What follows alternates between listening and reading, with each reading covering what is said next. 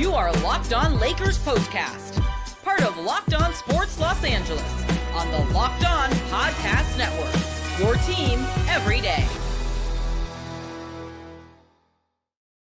The Los Angeles Lakers played their worst game of the year. LeBron James' troubles continue. And what happened to Dalton Connect? We talk about it all today in the Lakers post-game show. Again, Locked On Lakers Sports Los Angeles. It's Locked On Lakers Postcast. I'm Dave Palais. Again, we can talk about Laker basketball for the next 30 minutes. Want to get your opinion on what the Lakers need to do to possibly fix things, because it can't continue to go like this. Want to mention FanDuel. Get ready to tackle the NFL action with FanDuel's America's #1 sportsbook, because right now new customers can get $5. A $5 bet will pay out $150 in bonus bets if you win. That's FanDuel. So the Lakers lose tonight, 109-80. Back-to-back road games, always extremely tough, and extremely tough for a veteran team like the Lakers. Lakers did what most teams do in back-to-back road games when you're going from Utah to Minnesota and see what kind of effort can you get. This is what we're talking about when we say the Lakers need to find a way to blow certain opponents out.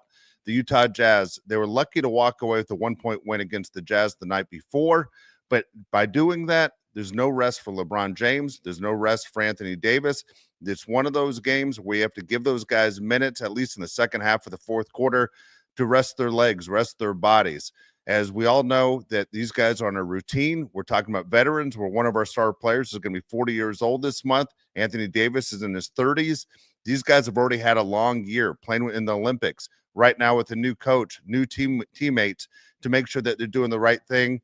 Things were terrible tonight. Absolutely terrible. Again, 109-80, combination of Minnesota playing their best game of the year and the Lakers playing their worst game of the year is the way things kind of set up. And for the Lakers and Laker fans out there, this was a tough game to watch. Very, very frustrating, because you're doing the point the finger game, and you're pointing the finger at so many people, and we're going to get into all the people you might be pointing the finger at.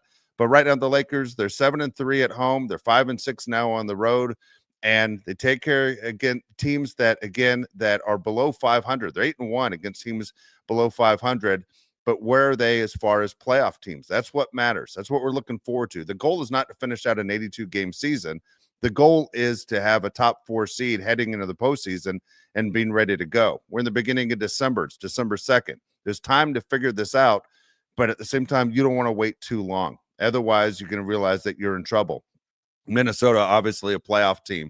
For the Timberwolves, coming in 9-10 on the season, even the record up at 10-10. Minnesota fans extremely disappointed at where they're at, yet at the same time, they're ready for a Laker team with a lot of big names, and it has to be frustrating. Let's be honest. If you're a Minnesota fan and you go to the arena to watch your team and you're seeing tons of Laker fans out there, you're like, wait a second, we're up and coming. We have star players. We have Anthony Edwards. We have guys that people know about in this league. How about us? Why not us? And so the Wolves, they come out and they're going to give the best effort to the Lakers. And going back to what the old Mookie Betts line, which he used in spring training, he says, when you face the Dodgers, it's like everyone else's World Series. When you face the Lakers, you know it's a big deal. And the Lakers know at the same time, you're going to get a fan base that is sitting there rooting against the Lakers or rooting for the Lakers. And you're going to have a tremendous amount of fans supporting the visiting team. So, yes, it is their NBA Finals. It is one of those where you have to beat the Lakers. You have to beat the cream of the crop. It's the same thing for the Boston Celtics in the East. You have to rise to the occasion. Now, if you're a veteran like an Anthony Davis or LeBron James, maybe that's a little bit easier for you to accept, to say we can wipe this away and we have more games to go. Next game for the Lakers is going to be on Wednesday against the Miami Heat. We'll get into that game and as far as what to look forward to that later on in the show. Starting 5 tonight. It was interesting because I laughed to myself, and if you listen and you follow this postcast, that we talk about lineups all the time. And every time we mention a lineup change, it seems like the next day JJ Redick does the lineup change. Almost feels like he's actually listening to the show. So here was the lineup change that we talked about last night. What would we do to spark things? Well, this was the exact lineup that I wanted to see. The difference is the bench didn't match it. And the reason is there's no Austin Reeves. Austin Reeves still banged up from what happened a few nights ago. So here's your starting lineup: Anthony Davis, Rui, LeBron, Dalton Connect, D'Angelo Russell. Wanted to see what it would look like with Austin Reeves coming off the bench, maybe a little bit of a spark. And at the same time, how would the Lakers look? Well, the Lakers at the very beginning, everything kind of looked normal, and then it wasn't normal. LeBron James hurt a shooting hand halfway through the first quarter. One of those where maybe your concern is LeBron James going to be okay? Is going to be able to rally and put things together where typical LeBron James game, kind of like the game he had the night before against the Utah Jazz. We'll get into further about LeBron's struggles, but it obviously wasn't the case. Minnesota ends up with a 7-0 run in the first quarter, and Minnesota does extremely well. Anthony Davis looked like he was going to be Anthony Davis. Again, 8 points. D'Angelo Russell, he had 7. Lakers, though, shooting, it's poor. Lakers shot 35% from the field, 14% behind the arc. 9 lead changes already. And you're going, this is going to be one of these games that's going to be close all the way to the very end. Well, we found out it wasn't. Second quarter, D'Angelo Russell, again, stayed hot. He had 9 points just in the second quarter alone. At the half, the Wolves outscored the Lakers 17-8 on turnovers. Bad basketball for the Lakers. D'Angelo Russell, 16 points, 6 of 8 from the field, 4 of 4 from three-point range. It was great to see that from D'Angelo. Again, it's kind of a homecoming for D'Angelo, as Minnesota was one of the teams that he played for. Lakers, again, at the half, poorest output of the season. From the half to see where the Lakers were at to go, you know what, 44 points for an NBA team, it's not acceptable. You kind of wonder what was said at the half to turn things around. What adjustments would possibly be made? Because the Lakers didn't look like the Lakers. The Wolves bench outscored the Lakers at the half, or leading into the first half, halftime, 24-11. Lakers 9 turnovers, Wolves 6 turnovers. Lakers shot 40% from the field. Wolves shot 50% from the field. Lakers 5 of 15 from behind the arc. The Wolves 8 of 10. So right there, those are all recipes for disaster. So when you look at that score and you go 56-44, it seems like it should have been a lot more and that the Lakers had a chance. You can put a run together and make up that difference. Through 3 quarters, LeBron James 3 of 14 from the field, 0 and 4 for 3-point shots. Didn't make any 3-pointers against the Utah Jazz, and he continued to struggle. So things weren't looking good for the Lakers. And for anyone that's, watched NBA basketball for a while, you don't want to be on the bad end of a lopsided loss. And that's exactly what happened to the Lakers. They struggled, and the Lakers were outscored in the first quarter, 22-20, outscored in the second quarter, 34-24, outscored in the third quarter, 23-20, and then completely blown out in the fourth quarter, 30-16. Just a terrible performance for the purple and gold. And it makes you wonder, what are the Lakers doing? What are they doing to make adjustments? Because right now, this isn't the kind of basketball you're talking about. Now, look, it's not all LeBron James. I know a lot of you right now are looking at this Laker team and say it's LeBron. All of a sudden, LeBron looks old. LeBron has a ton of turnovers, and he had 6 of them tonight. LeBron James isn't shooting well. 0 of 4 from three-point range for LeBron, 4 of 16 from the field. Anthony Davis, though, didn't do any better. Anthony Davis usually has his best games, believe it or not, against the Minnesota Timberwolves. Some of his best games in the history of his career have again been against Minnesota, which is impressive considering you have Gobert right there in the middle. Anthony Davis, 33 minutes tonight, 4 of 14 shots made, 0 of 2 3-point range. The best thing Anthony Davis did tonight, he made all of 4 of his free throws, but he finishes with 12 points, 11 rebounds, 5 assists. Not an effort deal. Just he didn't have his game. That's not what you expect from a Hall of Fame basketball player. So for the Lakers looking at that box score, and you're saying, well, how many guys finished in double digits? Well, they had 4. D'Angelo Russell, LeBron had 10, Rui had 10, Anthony Davis had 12. The bench was a joke. The bench was complete disappointment. There was nothing there on the bench. Cam Reddish, who basically supplies defense, is not going to supply you with any offense at all. Took 1 shot. He missed that. It was a 3-pointer. Made both free throws to give him 2 points, but there's nothing there. There's just nothing there. Max Christie, who we just spoke about yesterday. Say Max Christie now is a guy that can come off the bench, who thought he was going to be a starter when the season began, and Max Christie could be a huge plus for this team. Maybe paired with Austin Reeves is what I was pushing for yesterday, that there's a spark there. But there's nothing for Max Christie tonight. Again, 21 points, 2 of 9 from the field, 1 of 7 from three-point range, comes out with 5 points. And if you watch the game on TV and you listen to Stu Lantz and he says, look, the game continues to go on. Even in dead times, you're being judged for what kind of performance are you putting out tonight. And Max Christie, I kind of wanted to know, what are you doing? The clock is still going. There's still a game going on. And this is where he should take over when he's playing against scrubs. Here's a guy that thought he was a starter in this league that is playing against complete scrubs, and things weren't going his way at all. And so for the Lakers, not going his way, not going the right way for the Lakers, very, very disappointing night overall for this team, looking for answers. What can they do to possibly get better? At the same time, when you're looking to see what the Lakers have going on, what can they do to turn it around? Again, I'm interested in your comments. I'll read your comments during the show. What do you see out there as Laker fans of what this team needs to do? Because Minnesota might have played their best game of the year. At the same time, the Lakers played just an awful game, just an absolutely terrible game. And so extremely disappointing the way it worked out for them. So we have a lot to talk about tonight, talking about the Lakers getting ready for the next game against Miami. I will give you a solution on what is happening with LeBron James and what I think he needs to do to change things up in his game as well. So that's things that we will talk about moving on. Hey, this segment is brought to you by BetterHelp. Have you ever thought about going to get therapy for yourself? We talk about it all the time. You go to the dentist twice a year for your teeth. How about therapy for yourself to make sure that you are balanced, that everything that you think that maybe is right or wrong, you have someone to bounce things off of? Are you having trouble with family relationships? Are you having trouble with work? Are you having trouble relaxing? What is going on with you right now? If you're thinking of starting therapy, give BetterHelp a try. It's entirely online, designed to be convenient, flexible, suited for your schedule. Just fill out a brief questionnaire and you can get matched up with a licensed therapist. Switch to a therapist anytime for no additional charge. Again, BetterHelp, it's easy. Visit betterhelp.com/LockedOnNBA today. Get 10% off your first month.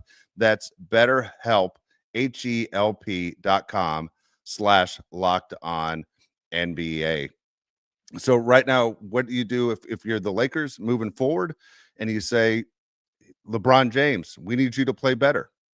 We need LeBron James to go out and actually have the game that we expect him to have, and that is to be a premier player in this league. So right now, LeBron James continues to struggle, and LeBron James is frustrating at times because we see the LeBron James that's just a great player that's not exactly doing what we expect LeBron James to do.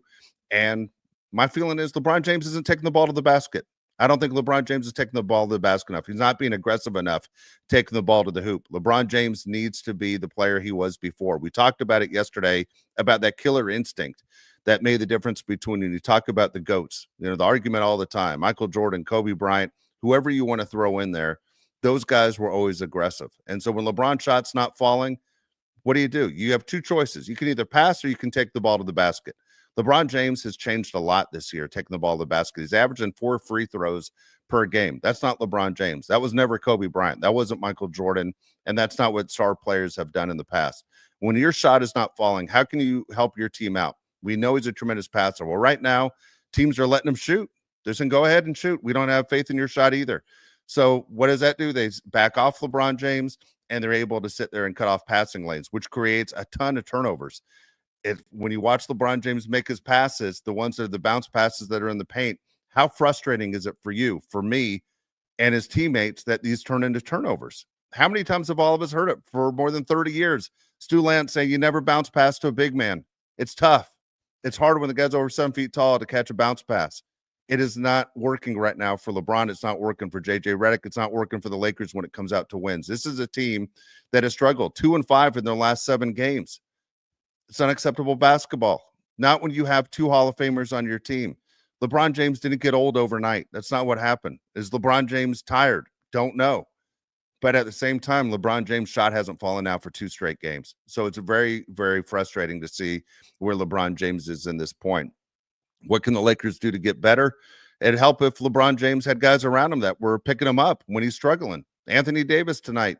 It's unacceptable basketball. Anthony Davis tonight, again, struggles with 12 points. And 2 nights ago, he had 9 shots. And we were all on him saying, you had 15 points. You only took 9 shots. Well, he takes 14 tonight, only finishes with 12 points. That's not an MVP candidate. All the chance at crypto of MVP, save it. Right now, these guys aren't playing like MVPs. And to be honest with you, who cares about the individual awards when the team's not winning? The team is now 12-8 overall. That's not the kind of basketball the Lakers need. Or 12-9 overall is where this team is at. So JJ Redick, you've now coached basically 21 games in this league, and your team has a winning record, but this isn't why they hired you. They hired you for better basketball than this. And again, it's one of those where I think you look in the mirror and you say, what can the Lakers do to change things? Very, very frustrating as far as what's happening. LeBron, AD, we expect more. I'm sure they expect more from themselves. Now, at the same time, I'm looking at Craig's comment who says Lakers need a point guard. Do the Lakers need to go to a traditional point guard type of offense? That's not really what the NBA is, but maybe that's what the Lakers need. Is D'Angelo Russell that guy? I mean, you're depending on D'Angelo, like tonight, expect him to be solid from the field, and he was. But one guy is not going to do it. Overall, when you look at that Lakers starting lineup, everyone outside of D'Angelo and Rui didn't play their game. Rui shot 5 times, made 4 of them, but you don't expect Rui to get a bunch of shots. It's not what he does. Here's the problem tonight also. Dalton Connect, he got a pass. He look, against Utah, absolutely terrible. Against Minnesota, absolutely terrible. I mean, 3 of 8 shooting. Come on, the dunks, does that count as being a great shooter? No. But look, 0 of 5 from 3-point range. And this is where Dalton Connect's supposed to make his money and why he's getting minutes. 0 of 5. Can't make a shot from 3-point range against the Utah Jazz. Dalton Connect, again, back-to-back terrible games. Couldn't come at a worse time. No Austin Reeves. And you have Dalton Connect with 6 points and 3 rebounds. That's it. He was basically barely out there. Barely did a thing to help this team win. So we talk about struggles of back-to-back games. Anyone who's ever placed a wager on a back-to-back game knows that team that's playing back-to-back road games, that's a great chance to sit there and make a little bit of dough. Well, the Lakers back-to-back road games, you expect maybe they struggle. Maybe it's not their best effort, but not from a rookie. And the reason I say that is his legs are still strong. He doesn't have the minutes underneath him. Yeah, he played a bunch of college ball. There's a big difference. And so for Dalton Connect to struggle now 2 games in a row in 28 minutes and up with 6 points and be 0 from 5 for 3-point range, if you're Minnesota, your defense looked great tonight because the Lakers couldn't make shots. And it becomes extremely frustrating that there's no one else to pick it up. D'Angelo Russell had arguably his best game of the year. 34 minutes, 20 points, 8 of 12 shooting, made 4 or 5 3-point shots, 3 rebounds, 5 assists. D'Angelo Russell was awesome. And that was big. But you need help. You can't play 1 against 5 basketball. You can't have your bench just get outscored and get killed over and over again. So Lakers tonight from the field, they shot 41%. If you round it up, 19% from 3-point range, 71% from the line, 71% from the line. It's the NBA. How are you not shooting at least 80% from the line? Completely embarrassing that Lakers can't be a better free throw shooting team. Tonight it didn't cost them, but in close games against quality competition down the line, that will cost them. Those are just the little things. The turnovers out of control. 20 turnovers tonight. 20 turnovers of just basically, we aren't going to take a shot. You might as well get a shot clock violation. It would be better for you than the turnovers the Lakers get because it turns into easy 2s and 3s for Minnesota. How many times did you watch the game tonight and feel that Minnesota felt like they were playing 7 against 5? Like it just seemed like they had more guys on the floor because those guys were hungry. Again, it was the end of a 4-game homestand for them. They did not play yesterday, so they had a little bit of rest. But Minnesota, when you look at their team and you go double-digit scores, how many did they have? Lakers only had 4. Minnesota, 1, 2, 3, 4, 5. 5 double-digit scores. The one that kind of hurts also, always good guy, and I root for him every time I see him play because he wore the Laker uniform, is Julius Randle. The guy was nothing but a pro's pro being with the Lakers. You know, he was a guy that was tight with Kobe. So Julius Randle's a guy that I've always cheered for. Has said that he's taken a lot of what he learned from Kobe in his time with the Lakers into his game and his work ethic. In 24 minutes, he had 18 points. He's one of those guys that doesn't wear a Laker uniform anymore that I still cheer for. A lot of times you root against those guys once they aren't Lakers anymore. Julius Randle's not one of those guys. But again, 18 points in 24 minutes for him. That was great. 2 of 3. Again, he did his job. Rudy Gobert, who is one of the most hated guys in the league. I'm not a fan myself. Rudy Gobert, 17 points, 12 rebounds. And when you're a big guy like that, that's the kind of move where you're for Rob Pelinka's, and this is all the talk that you're hearing about the Lakers possibly bringing in a big guy to make a difference. And Rudy Gobert is one of those guys that you'll see in the playoffs to say, man, we need a bigger body than just Anthony Davis to bang up against Rudy Gobert, to box the guy out, to keep him from getting easy rebounds. He had an easy game tonight. 7 of 8 field goals for Rudy Gobert, 17 points, 12 rebounds in 32 minutes. That was too easy. And the Lakers have a problem with size, and that's where Rob Pelinka, where I think when you're going to see a trade coming in the near future, I think those trades are going to be for guys like Rudy Gobert and for the Joker, and what are you going to do as far as making things a little bit easier to protect yourself? So for the Lakers, that's again one of those things that they need to figure out. It's a long road. It's a long road for this team, and at the same time, we got to figure out what the Lakers can do to get better, because as Mike Ditka used to say with the Chicago Bears, the past is for cowards, and you have to move forward after tough losses like this. And so when it does not work in your way, what can the Lakers possibly do? They have to obviously figure it out, because this is unacceptable basketball for them. Want to mention, of course, the people over at FanDuel. We talked about it just a second ago, man. If you ever have a hunch, get ready for NFL action. FanDuel is America's #1 sports book. Right now, new customers can bet $5, get $150 in bonus bets if you win. The FanDuel Sportsbook app gives you everything you need to place live bets on the NFL all in one place. So when you get a hunch in the middle of a game, we all know what that's like. You get a hunch and you have a good feeling, whether it's the game tonight, Monday night game, where it's the Browns and Broncos, and you have a hunch that Jameis Winston and Jerry Jeudy is playing basically a revenge game against his old team, will do something great. This is where FanDuel comes in for you. Again, the FanDuel Sportsbook app gives you everything you need to place bets on the NFL all in one place. So when you get a hunch in the middle of a game, you can take care of it right there. Just visit FanDuel.com, join today. You'll get started with $150 in bonus bets if you win your first $5 bet. That's FanDuel.com. Never waste a hunch, and make every moment more with FanDuel, official sportsbook partner of the NFL. So looking at the Lakers moving forward, they will take on the Miami Heat. We talk about different teams that we dislike in this league on the show all the time. I'm big into the hate games. I think sometimes it's motivation for other teams, and for the Miami Heat, for me, I don't like them. I don't like the Miami Heat. Shaq went there, and as soon as Shaq went there, I was a Shaq fan, but I wasn't a fan of the Miami Heat. I did not want to see the Miami Heat have success. It bothered me that Shaq won a title there. Talking to my son this morning and saying, Eddie Jones, man, remember Eddie Jones? I loved Eddie Jones. Eddie Jones, unfortunately, Lakers had to make a deal to get Eddie Jones out of here to make room for Kobe Bryant, to give him more minutes. Remember, Del Harris was a person that wanted to play Eddie Jones over Kobe Bryant all the time. And so Eddie Jones, he's gone. And you sit there and you look at the Miami Heat and you see the former Lakers that are there, and Pat Riley had success, and that one hurts too. But LeBron James was a Miami Heat. And so when you look at LeBron, because I'm a LeBron fan, I want to see the Lakers come out on Wednesday and have a huge game against the Miami Heat. I want to see them play well. I want to see the Lakers go out and turn this thing around. This is not the way you want to go about a road trip, where you win in Utah barely, and you get destroyed and embarrassed in Minnesota, and you go to Miami on Wednesday. I would love to see the Lakers pull out a win against the Miami Heat. I think it would be exciting. I think it would be a lot of fun. At the same time, I'm looking forward to this game. They only play the Heat a couple times a year, obviously one at home, one on the road.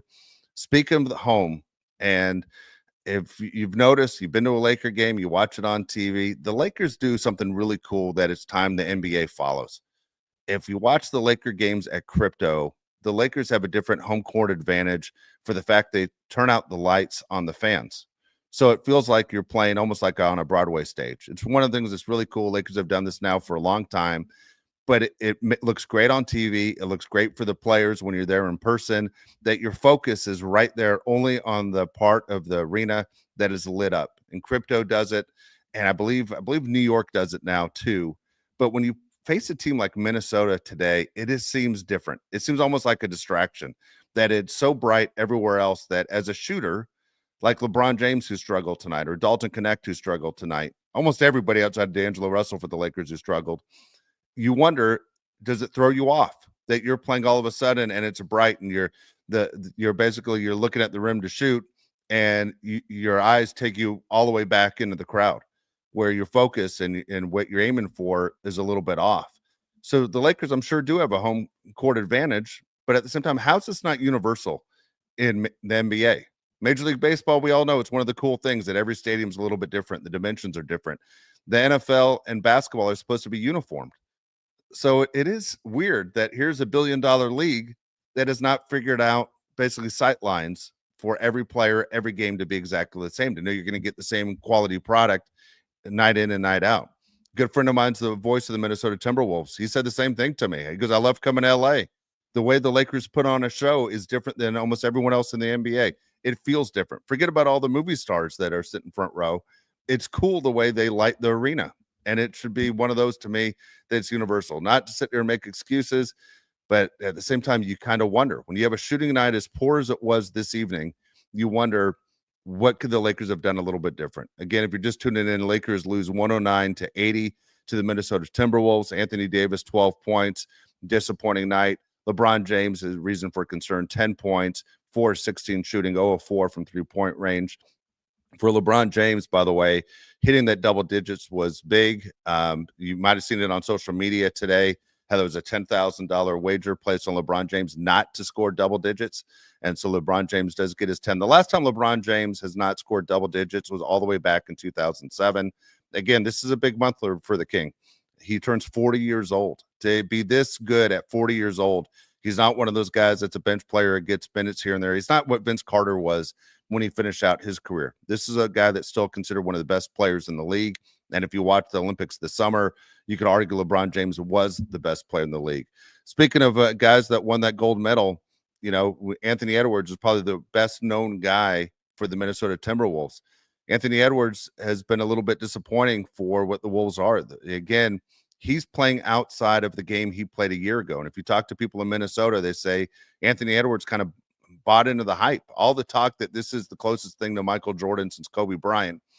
Anthony Edwards is forcing threes up. And speaking of that, he was 1 of 5 today on three-point shooting. He was 3 of 13 from the field in 27 minutes, only 8 points.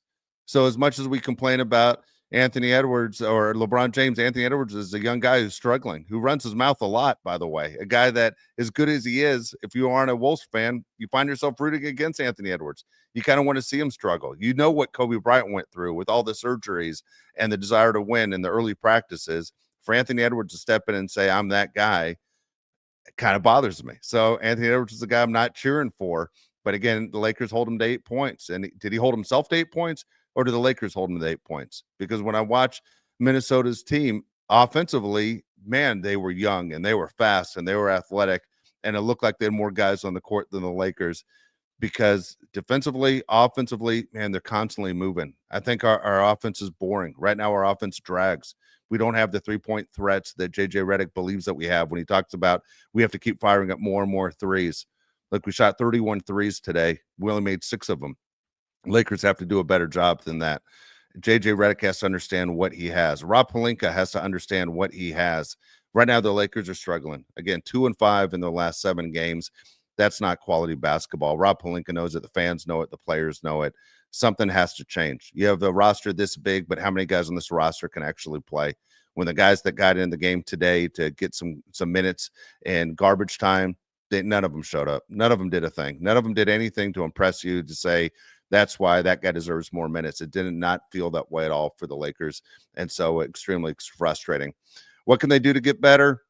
They got to come out. First of all, I think this team right now needs rest. They fly into Miami, take tomorrow off, sleep as long as you possibly can would be my guess. You eat right, you get back to bed, and then you're ready to go. There was something said that on television tonight, by the way, that I found fascinating, was that back in the old days when I used to cover the team and I was a credential member for the Laker media for over 10 years, is the Lakers, part of their day was shoot around meaning 10 o'clock in the morning. Then you go back, you take a nap in the hotel room, you come back, and then you get ready for the game. You show up early and you're ready to go for the rest of for the game, do whatever you need to do, warm-ups, everything the fans see, and you play. And then what they said on television after the game tonight on the Laker broadcast was there is no more shoot around. That doesn't happen. Maybe they feel that rest is now the best way to do things. Let guys stay in bed, get their sleep straight through, eat right. And when they're ready to come to the arena, they come to the arena. I don't know how it works today as far as when guys get to the arena. When I covered the Lakers, I used to get there at 2 o'clock in the afternoon. At 2 o'clock in the afternoon, there were 2 guys there every day before me. It was Kobe Bryant, who was on the floor, and it was Chick Hearn, who was getting ready to call the game. Those are the only 2 people in the arena before me. And I thought that, boy, that's cool. These are guys who are dedicated to their craft. What frustrated me was when a guy like Shaquille O'Neal would show up at 6 o'clock or 6:15. Love Shaq, but when I would watch Shaq miss free throws in crucial situations, I would be like, why don't you show up at 2? Why don't you knock your free throws down? Maybe if you put the same work in that a Kobe Bryant did until you master this, maybe it would translate into a little bit different. I'd be frustrated as a fan that wanted to see the team win. Long story, just curious to know why they don't do shoot around anymore, because is it a veteran team that the Lakers don't do it and figure they need to get these guys rest? How about shoot around for certain guys? How about the guys on the bench that aren't contributing when they do get in the game? A lot to talk about Laker basketball. This was not a good night for Laker basketball. I'm frustrated. I know you're frustrated as well. Lakers lose 109-80. And again, fall on the road. They have Tuesday off. We'll be back on Wednesday, 4:30 tip-off from Miami. Please join me after the game as we talk more Laker basketball with you. Lakers again fall tonight. Hopefully get back on the winning side of things. Thank you so much for watching Locked On Los Angeles, Locked On Lakers. I'm Dave Palais. Please listen to Brian and Andy when you get a chance. They do a daily Laker podcast, do a fantastic job. Those guys are great as well. So we'll see you in 2 days. Let's go Lakers.